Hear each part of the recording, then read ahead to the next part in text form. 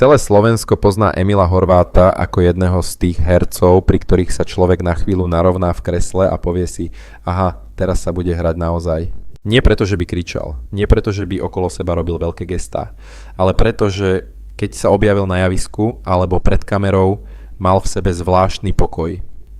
Taký ten pokoj človeka, ktorý už videl veľa vydržal a ešte stále vie povedať vetu tak, že vám zostane visieť v hlave aj cestou do kuchyne po čaj.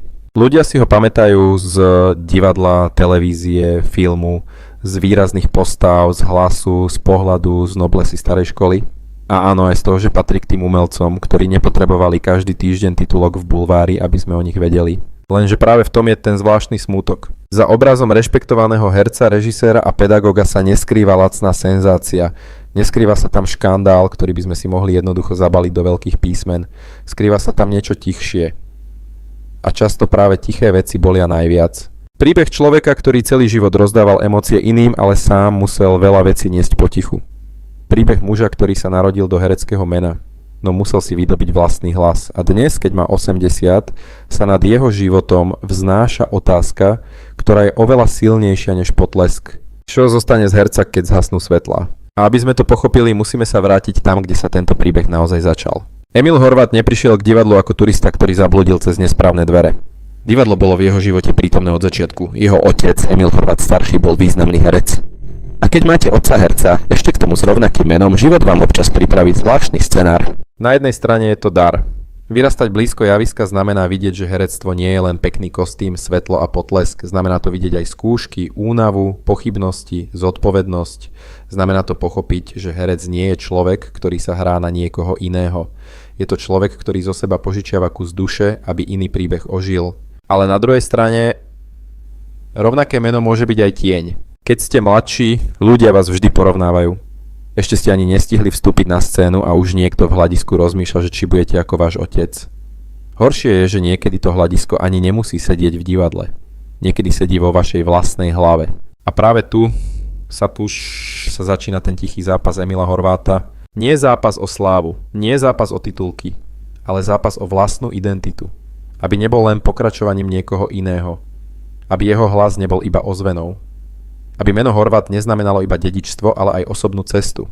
A to je bolesť, ktorú nevidno na plagátoch. Na plagáte je úsmev, titul, predstavenie, dátum. Ale za tým je mladý človek, ktorý si musí povedať, dobre, dostal som meno. Teraz musím dokázať, že mám aj vlastný osud. A povedzme si úprimne, to nie je malá úloha. Niektorí ľudia majú problém rozhodnúť sa, čo si dajú na obed. On sa musel rozhodnúť, kým bude pred celou krajinou. V tých rokoch sa pre Emila Horváta herectvo nestalo iba profesiou. Stalo sa priestorom, kde sa dalo dýchať inak. Keď človek nevie všetko vysvetliť slovami, nájde si iný jazyk. Niekto píše listy, ktoré nikdy nepošle. Niekto hrá na klavíri. Niekto chodí celé hodiny po meste, aby si upratal myšlienky. A Emil Horvát našiel javisko. Tam mohol byť kráľom, sluhom, otcom, starcom, mužom na okraji, človekom v rozpore. Mohol povedať veci, ktoré by možno v bežnom živote zostali uviaznuté niekde medzi hrdlom a srdcom. Herectvo mu dalo možnosť premeniť vnútorný tlak na tvár, na pohyb, na hlas, na pohľad. A práve v tom je sila veľkých hercov. Priemerný herec vám zahrá vetu, dobrý herec vám zahrá situáciu, ale veľký herec vám zahrá ticho medzi vetami. A Horvát patril k tým, ktorí vedeli, že niekedy je pauza silnejšia než monológ. Po štúdiu herectva na VŠMU prišli prvé profesionálne roky. Martin, potom Bratislava, Nová scéna, neskôr Slovenské národné divadlo. Nebola to rovná diaľnica so zlatými značkami. Skôr cesta, kde sa človek učí, že talent je len vstupenka. Zvyšok je disciplína, pripravenosť a schopnosť prísť aj v deň, keď sa vám nechce. A tu sa rodil herec, ktorého si diváci neskôr vážili. Nie herec jedného veľkého výbuchu. Skôr človek, ktorý rok za rokom skladal svoju autoritu z malých presných rozhodnutí. Z večerov, keď vyšiel na scénu. Z predstavení, kde musel byť prítomný celým telom. Z úloh, ktoré neodpustia falošnosť. A možno práve preto jeho herectvo pôsobilo tak presvedčivo. Nebolo lacné, nebolo hlučné, bolo odžité. Potom prišiel úspech. Nie ako ohňostroj, ktorý vybuchne a za 5 sekúnd zmizne. Skôr ako rieka, ktorá sa postupne rozširuje. Emil Horvát sa stal známou a rešpektovanou tvárou. Diváci ho prijali, kolegovia ho brali vážne. Divadelné prostredie ho nepovažovalo len za herca, ale aj za človeka remesla. Neskôr režíroval, učil, viedol, odovzdával skúsenosť mladším. Lenže úspech má jednu zákernú vlastnosť. Ľudia si myslia, že keď vás obdivujú, prestali ste byť zraniteľní. To je veľký omyl. Potlesk vie zahriať, ale nevie vymazať únavu. Ocenenie poteší, ale neodpracuje za vás ďalšiu skúšku. Rešpekt publika je krásny, ale nepríde večer domov a nepovie vám, že už nemusíte nič dokazovať. A tak sa z úspechu niekedy stáva maska. Navonok je všetko v poriadku, herec stojí na javisku, text plynie, divák je spokojný, recenzia je slušná, kolegovia prikývnú, program ide ďalej. Lenže vo vnútri sa môže odohrávať úplne iný príbeh. Príbeh človeka, ktorý musí byť silný, lebo všetci očakávajú, že bude silný. Príbeh muža, ktorý si zvykol neukazovať príliš veľa zo seba, pretože jeho práca je ukazovať cudzie osudy, nie vlastné slabiny. A to je tá jemná tragédia veľkých umelcov. Čím lepšie vedia niesť cudzie bolesti na javisku, tým menej sa ich niekedy ľudia pýtajú na tie vlastné. Pri Emilovi Horvátovi nikdy nešlo o lacný obraz zlomeného človeka. Skôr o obraz muža, ktorý si vybudoval dôstojnosť ako kabát. Pekný, pevný, elegantný kabát. Lenže aj pod najlepším kabátom môže byť človeku zima. Čím dlhšie bol Emil Horvát prítomný v slovenskej kultúre, tým viac sa z neho stávala istota. A istoty majú ťažký život. Od istoty totiž každý očakáva, že bude vždy pripravená. Divák príde do divadla a chce zážitok. Režisér chce presnosť. Kolega chce partnera, na ktorého sa dá spoľahnúť. Študent chce radu. Inštitúcia chce meno. A človek vnútri toho všetkého, ten si občas možno chce len sadnúť, nadýchnúť sa a nebyť na chvíľu nikým. Lenže herec nemá tú výhodu, že sa môže schovať za stôl a povedať: dnes budem pracovať tak na poli. Na javisku je každé zaváhanie viditeľné, divadlo je krásne, ale prísne. Nezaujíma ho, či ste unavení, či vás bolí chrbát, či ste mali ťažký deň. O 7:00 sa začne a vy musíte byť tam. A Horvát tam bol. Roky. 10 ročia. S tým prichádza cena. Tlak byť pripravený. Tlak nesklamať. Tlak udržať si úroveň, aj keď sa okolo vás mení doba, publikum, jazyk, televízia, kultúra, spoločnosť. Kedy si stačilo byť dobrý na javisku. Dnes sa od umelca často očakáva, že bude aj verejnou značkou, komentátorom, tvárou, názorom, spomienkou a občas aj živým archívom. No Emil Horvát pôsobil ako človek, ktorý si svoj svet chránil. Nechladne, skôr múdro. Ako by vedel, že nie všetko, čo je pravdivé, musí byť hneď verejné. A nie všetko, čo je osobné, patrí pred kameru. Lenže čas je režisér, s ktorým nikto nevyjedná. A čím viac rokov pribúda, tým častejšie si aj silný človek musí priznať, že niektoré veci sa nedajú niesť rovnako ako kedysi. A potom príde moment, keď potlesk znie stále krásne, ale človek si uvedomí, že už nie je nekonečný. Vo veku 80 rokov sa veľa vecí zrazu ukáže inak. Nie preto, že by človek prestal byť tým, kým bol. Práve naopak. Možno až vtedy sa ukáže, čo v ňom bolo celý čas najpravdivejšie. Emil Horvát aj v tomto veku zostal symbolom pracovitej noblesy. Stále aktívny, stále prítomný, stále schopný stať pred publikom. A predsa 80-ka prináša zvláštny druh ticha. Nie je to koniec, ale je to hranica, pri ktorej sa človek obzrie a zrazu vidí celý svoj život nie ako zoznam rolí, ale ako dlhú chodbu. Na jednej strane sú plagáty, ocenenia, predstavenia, potlesk, na druhej strane sú ľudia, ktorí odišli. Miesta, ktoré sa zmenili. Mladší kolegovia, ktorí už sami zostarli. Divadelné šatne, v ktorých sa kedysi rozprávalo iným hlasom. A možno práve tu je tá skutočná tragédia Emila Horváta. Nie v jednej udalosti. Nie v jednej veľkej rane, ktorú by sme mohli ukázať prstom. Ale v pomalom poznaní, že aj najpevnejší umelecký život je nakoniec krehký.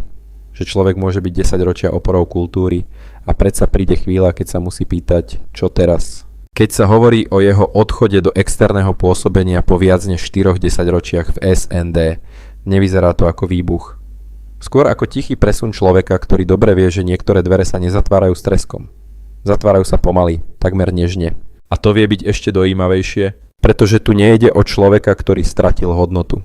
Ide o človeka, ktorý si svoju hodnotu niesol tak dlho, že dnes už nepotrebuje nič dokazovať. A predsa, lúčenie s jednou životnou etapou boli aj vtedy, keď je dôstojné. Niekedy najťažšie znie veta už nemusím. Po takomto bode zlomu človek nezačne zrazu nový život, ako vo filme, kde hrá klavír, otvorí sa okno a do izby vletí svetlo. Život je menej efektný. A úprimne, aj menej poslušný voči scenáristom. Zmena prichádza pomaly. U Emila Horváta má podobu pokojnejšieho pohľadu.